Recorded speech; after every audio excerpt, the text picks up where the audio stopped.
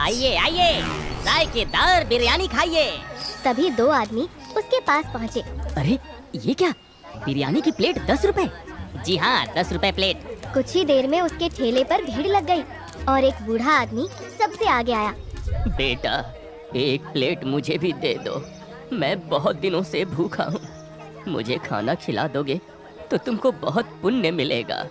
बाबा, मैंने पुण्य बहुत कमा लिए, उनकी ही बदौलत तो यहाँ खड़ा हूँ। अगर पाप किए होते ना तो अब तक खूब पैसे इकट्ठे कर लेता। चलो पीछे हटो। लाओ भैया, एक प्लेट हमें भी दे दो। उसने प्लेट में बिरयानी निकाली और सभी ग्राहकों को एक एक थमा दी। अरे वाह, कितनी स्वादिष्ट बिरयानी है। हाँ सही कहा, 10 रुपए के हिसाब से तो ये बहुत ही स्वादिष्ट है। मैं तो रोजाना यहीं से बिरयानी खाऊंगा भैया। तभी दो ग्राहकों ने बिरयानी खत्म की। लो भैया, लाओ भाई साहब, आप दोनों के 60-60 रुपए हुए। अरे ये क्या, 60 रुपए कौन से हिसाब से भाई? यहाँ सामने ही तो तुमने लिखा हुआ है 10 रुपए प्लेट। हाँ बिल्कुल सही लिखा है, 10 रुपए प्लेट ही है, लेकिन इसके अंदर तुमने 50 रुपए की बिरयानी खाई है, उसके पैसे भी तो जोड़े जाएंगे ना। अरे ये तो धोखाधड़ी है भाई। ये सुनकर तीसरे और चौथे ग्राहक को फंदा लग गया। उसने सभी से इसी तरह 60-60 रुपए लिए और पूरे दिन उसने इसी तरह हजारों रुपए कमा लिए। इसे कहते हैं धंधा करने का तरीका, 10 रुपए की प्लेट। इसी गांव में महेश नाम का एक आदमी भी अपने परिवार के साथ रहता था। महेश मेहनत मजदूरी करके पैसे कमाता और उसकी बीवी नंदिनी अपनी सासू माँ के साथ मिलकर घर संभालती थी। ऐसे ही एक दिन महेश मजदूरी करके घर लौट रहा था, तभी वही बूढ़ा उससे टकराया। बेटा, मुझे इस मंगरू से बिरयानी खिलवा दो, बहुत भूख लगी है। महेश को बूढ़े का चेहरा देखकर उस पर दया आ गई। ठीक है बूढ़े बाबा, आओ मैं आपको बिरयानी खिलवा देता हूँ। महेश ने मंगरू से कहकर उसे एक प्लेट बिरयानी दिलवा दी। ये लो 10 रुपए। अरे भाई 50 रुपए और दो। हैं 50 रुपए? किस बात के भाई? 10 रुपए प्लेट है ना? हाँ 10 रुपए प्लेट ही है, और उसके अंदर जो बिरयानी थी ना वो 50 रुपए की थी। वाह भाई वाह, ये अच्छा तरीका है धोखाधड़ी से दुकानदारी करने का। महेश ने उसे 50 रुपए और दिए। भगवान तुम्हारा भला करे बेटा। महेश घर पहुंचा। ये लो नंदिनी। अरे ये तो बस 240 रुपए है, आज 60 रुपए कम का काम हुआ क्या? महेश ने सारी बात नंदिनी को बताई। चलिए कोई बात नहीं, उस बूढ़े को आपने अपनी कमाई से दिया है ना, भगवान आपका जरूर भला करेगा। वैसे मैंने भी आज आपके लिए बिरयानी ही बनाई है। अरे शुक्र है भगवान का, आज पहली बार बिरयानी खाऊंगा, वो भी तुम्हारे हाथ की। नंदिनी ने उसे खाना परोसा। जैसे ही महेश ने बिरयानी खाई उसको बहुत स्वादिष्ट लगी। वाह नंदिनी वाह, तुम्हारे हाथ की बिरयानी की खुशबू और स्वाद दोनों ही अलग हैं। शुक्र है आपको अच्छी लगी, मैं तो डर ही गई थी। अब अगले दिन जब महेश काम से लौट रहा था तब भी उसको वही बूढ़ा मिला। उसने आज भी बिना परवाह किए उसे बिरयानी खिलवाई। ऐसे ही एक दिन महेश ट्रक से बोरियां उतार रहा था, तभी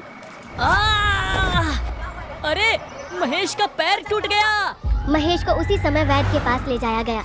नंदिनी और उसकी माँ रोती हुई वहाँ पहुँची। ए जी, ये आपको क्या हो गया? रो मत नंदिनी, वरना मैं और टूट जाऊंगा।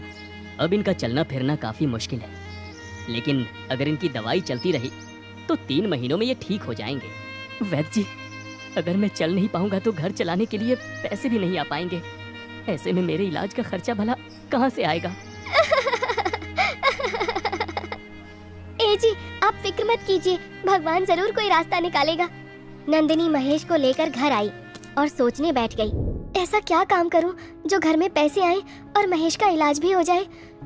कुछ समझ नहीं आ रहा। काफी देर सोचने के बाद नंदिनी को याद आया कि कैसे महेश उसके हाथ की बनी बिरयानी की तारीफ कर रहा था। उसने अब देर नहीं की और फिर बिरयानी का ठेला लगा लिया। हे भगवान, मैंने 10 रुपए की बिरयानी का ठेला तो लगा लिया है, अब इसको जल्दी से बिकवा भी देना। तभी 2 ग्राहक वहाँ पर आए। लो भाई, एक और 10 रुपए की बिरयानी।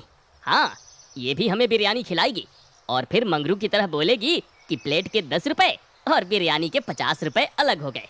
नहीं नहीं साहब, मेरे ठेले पर आपको 10 रुपए की बिरयानी से भरी प्लेट मिलेगी, मैं धोखाधड़ी नहीं करती। अरे क्या सच में 10 रुपए में बिरयानी की पूरी भरी प्लेट मिलेगी? जी हाँ भाई साहब। ये सुनकर नंदिनी के ठेले पर भीड़ जमा हो गई। एक प्लेट मुझे दो, हमें 2 देना। जी साहब, अभी लगाती हूँ। नंदिनी ने जल्दी जल्दी सभी को बिरयानी की प्लेट दी और उन सभी ने बड़े मजे से बिरयानी खाई। अरे भाई, इसकी बिरयानी तो मंगरू से भी ज्यादा स्वादिष्ट है। सच में मजा ही आ गया। उसी टाइम मंगरू भी वहाँ आ पहुँचा, लेकिन कोई भी उससे बिरयानी नहीं ले रहा था। सभी नंदिनी से ही बिरयानी लेकर खा रहे थे। बेवकूफ औरत, 10 रुपए में बिरयानी बेचने पर इसको नुकसान होने वाला है। जितने पैसे इसने लागत में लगाए हैं ना, उतने भी नहीं निकल पाएंगे। जब घर जाकर ये पैसे गिनेगी तो फूट फूट कर रोएगी और फिर कल से यहाँ नजर नहीं आएगी। दोपहर होते होते अब नंदिनी की बिरयानी खत्म होने जा रही थी। बिरयानी तो अब थोड़ी ही बची है। शुक्र है भगवान का कि सबको पसंद आ रही है, वरना मैं तो डर ही गई थी। तभी कुछ ग्राहक और उसके पास आए। जल्दी से हम सभी के लिए एक एक प्लेट और लगा दो। भाई साहब, आप सबको तो नहीं दे पाऊंगी, अब बिरयानी खत्म होने वाली है। तभी वो बूढ़ा उसके पास आया। बेटी, जरा सी बिरयानी मुझे भी खिला दो। मैं बहुत दिनों से भूखा हूँ, मेरे पास पैसे भी नहीं है। कोई बात नहीं बूढ़े बाबा, आप पैसे मत देना। नंदिनी ने उस बूढ़े आदमी को बिरयानी की एक प्लेट दी। अब जितनी बिरयानी बची है वो आप लोगों में से कुछ को मिल जाएगी। ये कहकर नंदिनी ने एक एक करके सबको बिरयानी देना शुरू किया। लेकिन एक चमत्कार हुआ, उसने सभी को बिरयानी दे दी और उसके बाद भी पतीला खत्म नहीं हुआ। अरे, ये बिरयानी अभी तक खत्म क्यों नहीं हो रही? कुछ देर पहले तो आधे में से आधा पतीला बचा था, अब उससे भी ज्यादा दिख रहा है। कितनी बिरयानी लाई है इस पतीले में? ये शाम हो गई लेकिन अभी तक खत्म नहीं हुई। वो बूढ़ा नंदिनी को हैरान देखकर रहस्यमयी तरह से मुस्कुरा रहा था, जैसे उसे कुछ मालूम हो। नंदिनी की रात तक काफी अच्छी कमाई हो गई और वो अपने घर वापस पहुंची। उसके हाथ में नोटों की गड्डी देखकर महेश और उसकी माँ खुश हो गए। देखो महेश, मैंने आज कितने पैसे कमा लिए। अरे, इतने पैसे सिर्फ 10 रुपए की बिरयानी बेचकर? हाँ महेश, मुझे तो खुद अंदाजा नहीं हुआ। जितने पैसे बनाने में लगे थे उनको निकालकर मैंने 3000 रुपए अलग से कमा लिए। चलो, ये तो बहुत अच्छा हुआ। अब अगली सुबह फिर से नंदिनी ने अपना ठेला लगाया और सबसे पहले वही बूढ़ा बिरयानी खाने आया। उसके बाद ग्राहकों की भीड़ लग गई। ये क्या? ये तो फिर से अपना ठेला ले आई। इसे कोई नुकसान नहीं हुआ? नंदिनी रोजाना ठेला लगाती और उस बूढ़े को मुफ्त में बिरयानी खिलाती और उसकी बिरयानी रात तक खत्म भी नहीं होती थी और वो अच्छे पैसे कमाने लगी। मंगरू अब नंदिनी से जलने लगा था। एक दिन एक बूढ़ी नंदिनी के ठेले के आगे से गुजर रही थी, तभी उसकी कमर में मोच आ गई। अरे बूढ़ी अम्मा, क्या हुआ आपको? नंदिनी अपना ठेला छोड़कर बूढ़ी की मदद करने उसके पास चली गई। तभी मंगरू अपने हाथ में एक डब्बा लेकर आया और उसने वो पूरे का पूरा डब्बा नंदिनी की बिरयानी के पतीले में डाल दिया। आज के बाद ये नंदिनी अपने ठेले पर बिरयानी नहीं बेच पाएगी। और वापस अपने ठेले पर आ गया। नंदिनी भी उस बूढ़ी को टांगे में बैठाकर वापस अपने ठेले पर आ गई। कुछ देर बाद जितने भी लोगों ने नंदिनी की बिरयानी खाई थी, सभी के पेट में दर्द हो गया। करीब 12 लोग पेट के दर्द से जूझते हुए वैद्य के पास पहुँचे। अरे, बहुत तेज दर्द हो रहा है। अरे, इतने सारे पेट के दर्द के मरीज? वैद्य ने सबको दवाई दी और उन्हें थोड़ी राहत मिली। तभी मंगरू वहाँ आ पहुँचा। क्यों भाई, आ गया बिरयानी का मजा? क्या मतलब है तुम्हारा? तुम सभी उस नंदिनी की 10 रुपए की बिरयानी बहुत चाव से खाते हो ना? ये सब उसी का नतीजा है। अरे, अगर मेरी बिरयानी खाते तो तबीयत खराब नहीं होती। हाँ, मंगरू सही कह रहा है। हम सभी ने उसी की बिरयानी खाई थी, तभी हमारी तबीयत बिगड़ी। हाँ हाँ, चलो हम अभी उस नंदिनी के पास चलते हैं। वो सभी इकट्ठा होकर नंदिनी के पास पहुँचे। नंदिनी, तुम्हारी बिरयानी खाकर ही हमारी तबीयत बिगड़ी है। नहीं, ऐसा नहीं हो सकता। मैं तो मेरी बिरयानी में उम्दा किस्म के चावल लगाती हूँ। नहीं, ये झूठ बोल रही है। तभी इसकी शिकायत महाराज से करो, तभी ये अपना जुर्म कबूल करेगी। ये सुनकर नंदिनी बुरी तरह डर गई। वो उसी समय मंदिर गई और भगवान से गिड़गिड़ाकर बोली, भगवान, मैंने कम पैसों में बिरयानी खिलाकर लोगों की भूख शांत की है और उसका मुझे ये सिला मिल रहा है। तू जानता है कि मैंने कोई गलत काम नहीं किया। तू महाराज के सामने मुझे गलत साबित मत होने देना, मेरी इज्जत बचा लेना। उसकी वो बातें बूढ़ा भी वहीं छिपकर सुन रहा था। अब मंगरू सभी आदमियों को लेकर महाराज के महल पहुंचा। तुम सभी लोग अंदर नहीं जा सकते, सिर्फ 2 लोग ही जा सकते हो। ठीक है, मैं एक को साथ ले जाता हूँ। अगर महाराज कहेंगे तो तुम लोगों को भी गवाही के लिए बुलवा लूंगा। मंगरू एक आदमी के साथ दरबार में हाजिर हुआ। महाराज की जय हो।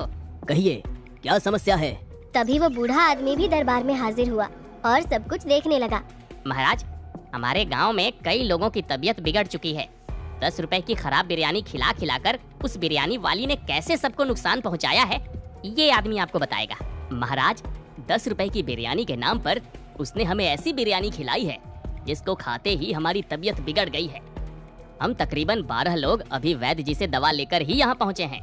ये सुनकर मंगरू खुश हो गया। बताओ हमें कौन है वो शख्स जिसकी बिरयानी खाकर तुम लोगों की तबीयत बिगड़ी है।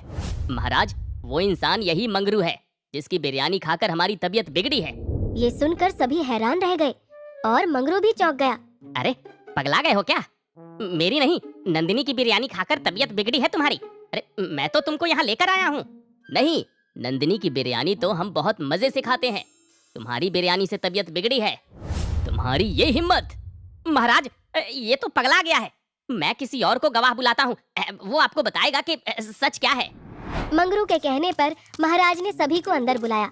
महाराज, यही वो मंगरू है जिनकी खराब बिरयानी खाकर हमारी तबीयत बिगड़ी है। अरे बाप रे, ये तो सब के सब पगला गए हैं। मंगरू, हम तुमको 1 माह कैद खाने में रखने की सजा सुनाते हैं। अरे बाप रे! मंगरू को कैद खाने में डाल दिया गया। अगले दिन सभी ग्राहक नंदिनी के घर के बाहर जमा हो गए। नंदिनी, बाहर आओ, बाहर आओ भाई। नंदिनी, ये सभी लोग हमारे घर के बाहर जमा क्यों हुए हैं? मेरी बिरयानी खाकर सबकी तबीयत बिगड़ गई है, इसलिए ये सब शायद मुझे पकड़कर महाराज के हवाले करना चाहते हैं। अरे बाप रे! ऐसे कैसे ये इल्जाम तुम पर लगा सकते हैं? चलो मेरे साथ बाहर चलो, मैं इनसे बात करती हूँ। अब माँ नंदिनी को लेकर बाहर निकली। देखिए, मुझे पता है कि आप सबको बहुत परेशानी हो रही है, लेकिन मैं अभी भी कहती हूँ कि मैंने ऐसा कुछ नहीं किया जिससे आपके स्वास्थ्य को नुकसान पहुँचे। ये सुनकर सभी ने एक दूसरे का मुँह देखा और एक आदमी बोला, नंदिनी, हम सबकी तबीयत तो उस मंगरू की बिरयानी खाकर खराब हुई थी। हाँ, और उसे हमने महाराज के यहाँ कैद खाने में डलवा दिया है। क्या सच में? हाँ, और हम लोग यहाँ जमा इसलिए हुए हैं कि हमें तुम्हारी बिरयानी खाने का मन है। तुम जल्दी से अपना ठेला निकालो और हम सबको अपनी 10 रुपए की बिरयानी खिलाओ। ये सुनकर नंदिनी खुश हो गई और फिर से बिरयानी का ठेला लगाया और उसको अच्छे से चलाने लगी। इस तरफ मंगरू को समझ नहीं आ रहा था कि उसके साथ क्या हुआ। ऐसा हुआ कैसे? सभी आदमियों ने अपना बयान कैसे पलट दिया? तभी वही बूढ़ा आदमी वहाँ प्रकट हुआ।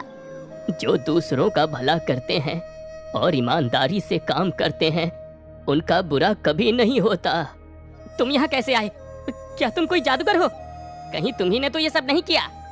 नंदिनी को बचाने वाला तो भगवान है, मैं तो बस एक जरिया हूँ और कुछ नहीं। उस दिन से नंदिनी की दुकानदारी दिन दोगुनी और रात चौगुनी हो गई। उसने अब अपनी दुकान खोल ली। उससे कमाए हुए पैसों से महेश का इलाज भी करवाया। कुछ ही दिनों में महेश भी ठीक हो गया और अब वो दोनों मिलकर 10 रुपए की बिरयानी की दुकान चलाने लगे।